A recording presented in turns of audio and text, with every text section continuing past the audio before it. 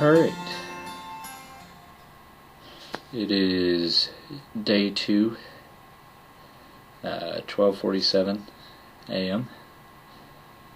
I'm having a little bit of trouble knowing where to start with this one.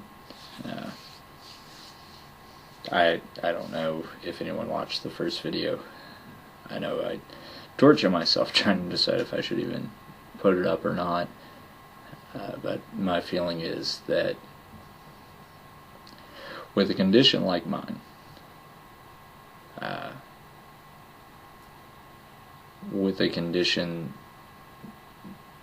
like schizophrenia, something that falls under that schizophrenia spectrum, the only times that people talk about this condition, or conditions like it, are if someone has shot up a school, or a movie theater, or a university.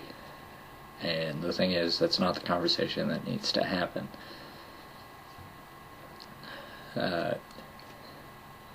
Crimes of that nature, violent crimes caused by those with diagnosed psychosis, only amounts for 5 to 8% of violent crime in the U.S. And that is a very, very finite number, which means that the majority of us are out there getting treatment and being helped and having some sort of normalcy or some sort of functionality that comes close to the idea of normal. And I think that's my bigger purpose here, outside of having a way for me to get these things off my chest, is to change the conversation to something that's actually productive and something that will help. Because the focus shouldn't be on, are we dangerous? Are we, could we snap at any moment? And the conversation should be, are we getting better?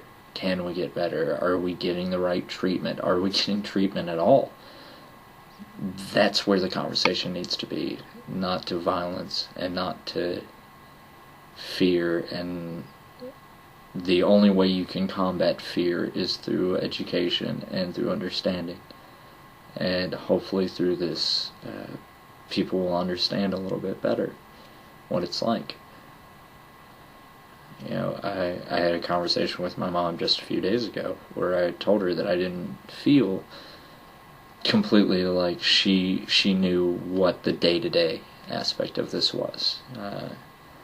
And I talked a little bit more with one of my best friends tonight, usually my best friend in this area, and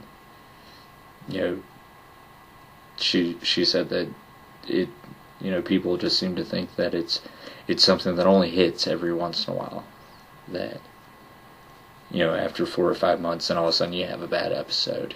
And it's not that, it's an everyday thing. I wake up in the morning and it's there. I go to sleep eventually and it's there. It never leaves. Are some days easier than others? Yes. Are some days more manageable than others? Yes. But it doesn't change it not being there. So hopefully we can change the conversation, because it needs to change. It needs to be more productive, and it needs to be something that helps instead of hurting. Because the only thing that fear does with these stories and with the reactions and with the media spin on them is all it does is makes it harder for those of us with similar conditions to come forward, because all we can think is that we're going to be ostracized. Because why shouldn't we be? I remember when they started reading the manifestos from the Virginia Tech killer. And there were things that he said that I connected with and that I understood.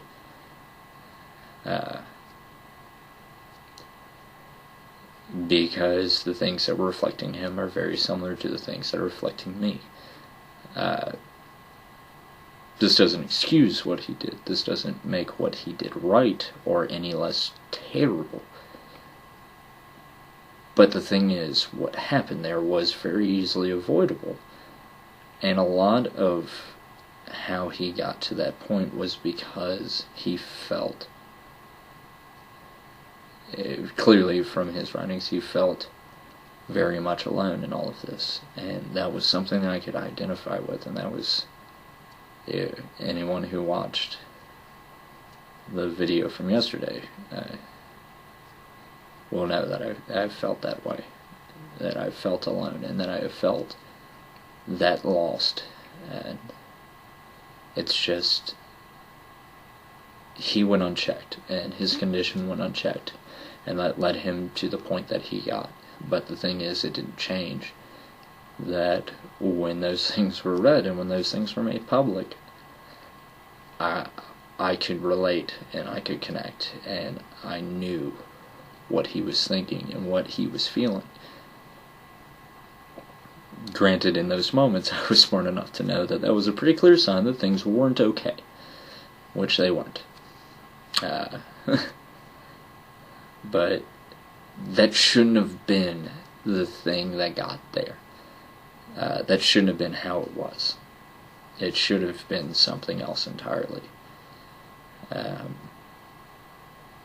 And you know, while they only account for 5 to 8% of those violent crimes, you know, when they do it, they go all out. It's never just, you know, stick up 7-Eleven and steal $50, because that wouldn't make the news. But the conversation has to change from that. It can't be that anymore. It's the questions that need to be asked aren't, are they dangerous? The questions that need to be asked are they getting help? And most of us aren't. And a lot of that is, you know, you can't impede anyone's rights, regardless of if they have a condition like this or anything like that. And I know that, and I said this yesterday, I left St. Albans way too soon. I should have been there longer. And I know that now. But, you know, we're here 6 years after the fact, and I'm still having to get treatment. But the thing is, it shouldn't be assumed that because of that I'm somehow dangerous. Because I'm not. I just want this thing fixed. And I want it livable. And I want to have a life. The hardest thing for me, and the reason why I left that place when I did, was because I had a girlfriend to take care of. I had bills that needed to be paid. I had a job that I had to get back to. You know, I've got to deal with the real world. So, to anyone who says that we just need to buckle down and, you know, that's just how life is, they can each, and I hope that I'm making this point very clear, they can each go fuck themselves. Because most of us did. And we did it for years. And I did it for years. I did it for 6 years. I dealt with the real world. And yet here I am. And I still have this thing. Eventually, and this is the hardest part for me now, with where I am now, is I have to be able to say that these aspects of my life have to be put on hold until I get this thing fixed. Or at least until I get it manageable. More manageable than it is now. If that's school, if that's bills, if that's whatever it is, or work, those things have to be put on hold. I have to have my focus on this. It has to be, this is what my life is right now, is getting this thing better.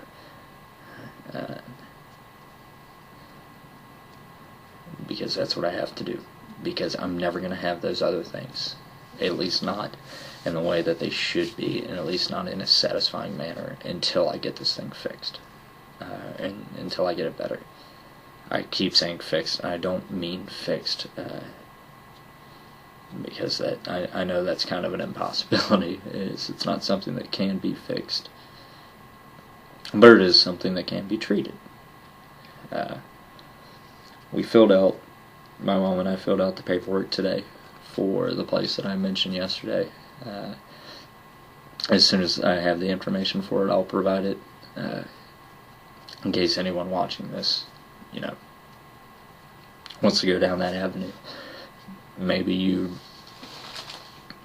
have these issues and you've never dealt with it because you can afford to. I get that. So, maybe this is an option. I want to give those options. And so, with the paperwork and everything filled in, on Monday, which is less than a week from now, I should be in, and if not starting treatment, at least putting together a plan for treatment, and then I can go from there. One thing that would make this whole process easier is knowing what my dad's diagnosis was. My dad and I never had a good relationship, because he has problems very similar to mine, in a lot of ways. And when I was 10 years old, he spent time in a mental hospital. It's a period that he doesn't really talk about. He never really talked about it. Granted, I haven't talked to him in 2 years, so I don't know if that's changed. I doubt it. But I know that he never really talked about it before. But I also know that when you were put into a hospital like that for any reason, you get a diagnosis. That's just part of the process. They have to diagnose you. They have to have something to treat. And I also know that my condition is highly genetic. If I knew what he was diagnosed with, and if I knew what treatments he utilized, it would make it so much easier for me to going forward to figure out what to do. Because it would narrow it down. They would be able to look at it and go, okay, he had this, so his son probably, has this, and this is specifically what it is. But I don't have that option. Of all the terrible things that happened between he and I, that is the one that I hold resentment and bitterness for. Because it's such a hindrance on my treatment. And, this is the same person that my first stint in the mental hospital when I was 15 walked into the room, looked at me, and told me that I was faking it. Because I wanted to get out of school. Yeah. And if I knew that, it would narrow it down so much more. And it would give them a better starting point than what they've had. And this treatment and this road that I've been on, as far as medication and that kind of thing, that I've been on now for 10 years, could have been done in 5. Or it could have just been so much easier. But it's not. It is what it is. And I joked with my mom today that between whatever specifically that my dad had, which was, in all honesty, probably schizophrenia or something that falls in that spectrum, and her anxiety and depression, man, they just didn't give me a chance. They just really didn't give me a chance in all this.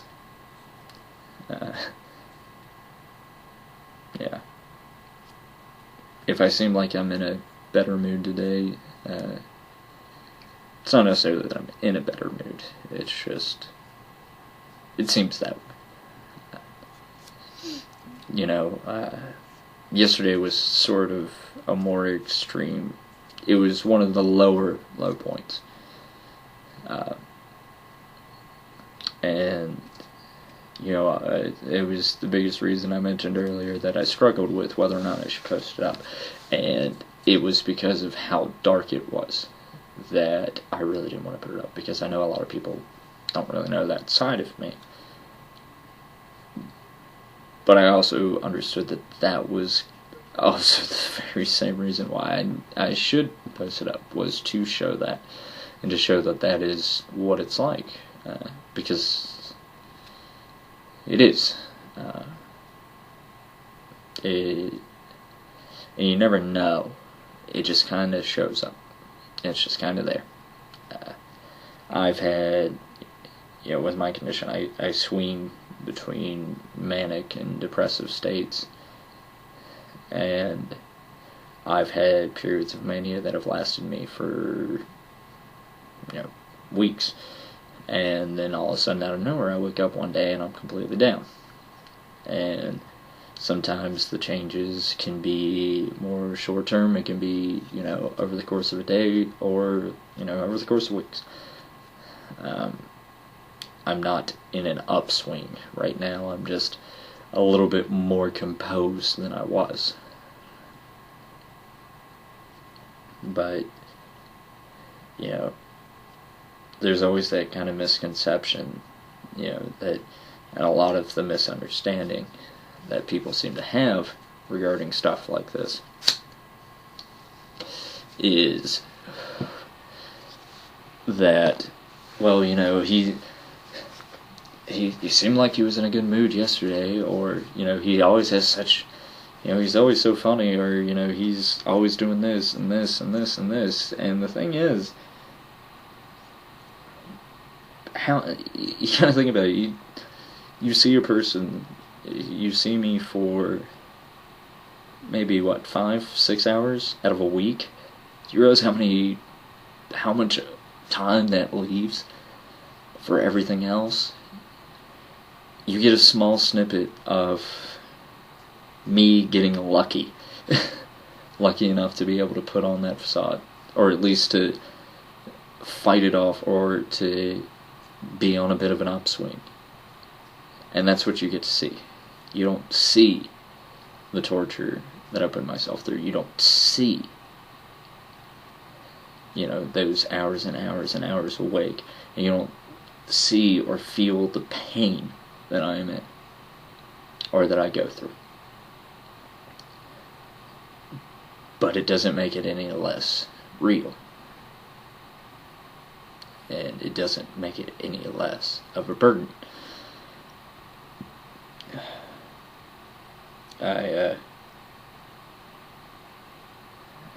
That's always something that's bothered me.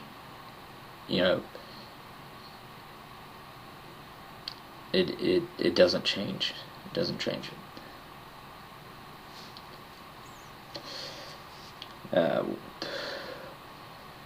When I was in high school, one of my cousins, she was going through a really bad bout of depression, and it pissed me off to no end to hear people talking about her, and to hear her say things about it. And I know one particular day there was someone talking about her and all this stuff, and I flung a chair across the room because I had gotten so angry, and it still gets me that angry to this day to hear people say stuff like that about anyone with a condition like this. No matter how big or small, if it's just a simple mood disorder or if it's full-blown psychosis, to hear people say that I don't understand how they could be that way, because I've never seen it. Well, the thing is, you're just not looking.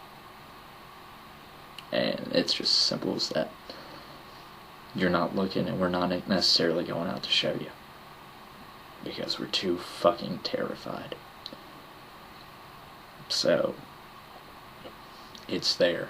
And when we do get the strength to come forward about it. Just be supportive. Don't second guess it and don't question it. Be supportive. Be there for that person. Let them know that they aren't doing this alone, because we need that more than anything else.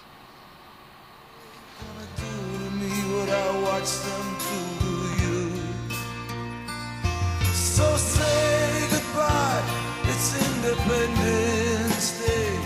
It's Independence Day all down the line. Just say